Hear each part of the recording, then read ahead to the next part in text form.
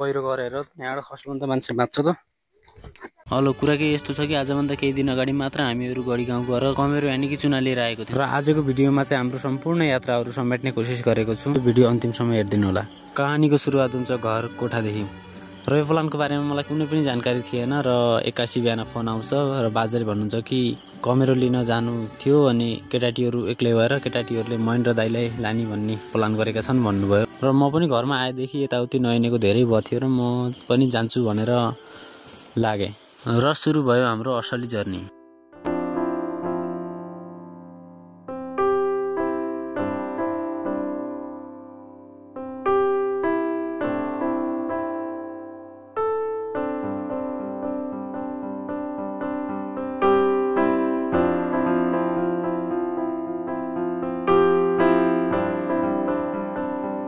डेढ 2 घण्टाको यात्रापछि अहिले हामीहरू पुगिसकेको छौँ पैसरा र यहाँ आएर आफन्त र चिनेको मान्छेहरूलाई भेट्यौँ होइन।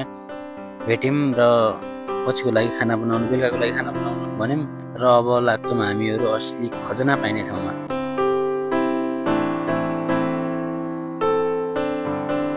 यो चिज चाहिँ के हो भन्नु होला, यसको नाम चाहिँ खोटो हो। यो सल्लाबाट निकाल्ने गर्छ। यो खासमा यसको प्रयोग चाहिँ रोडको अलकत्रा बिछाउने बेलामा, पिच गर्ने रोडमा अलकत्रा बिछाउनेमा मिक्स गर्नको लागि प्रयोग गरिन्छ। जाँदै गर्दा खोलामा एकजना बाजे भेट्नु भयो, उहाँसँग कुराकानी पनि भयो र बाजे भन्नुहुन्छ कि मैले 25-30 वर्षदेखि यो खोलामा बसेर घट्ट चलाएर जीविकोपार्जन गरिरहेको छु र जीवन चलाउनकै लागि त कुनै दुःख र मेहनतको आवश्यक छैन र लाइफमा केही गर्छु र अरूभन्दा फरक गर्छु भन्ने धारणा छ भने मेहनतको आवश्यक छ।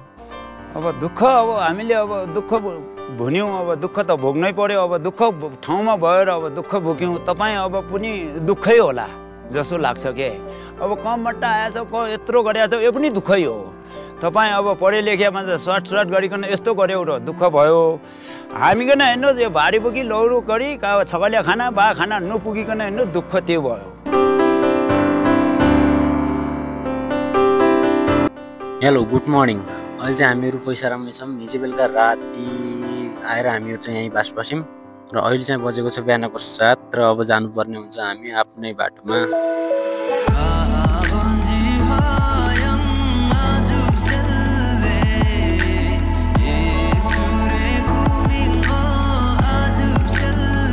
भोक लाग्यो गाइस। अहिले चाहिँ हामी आएको छौँ दोबाटाको स्कुलमा होइन, दोबाटाको स्कुलमा छौँ र एउटा कुरो के भन्दाखेरि यहाँ दोबाटाको पसलमा भोक लागेर चाउचाउ खान लागेको होइन।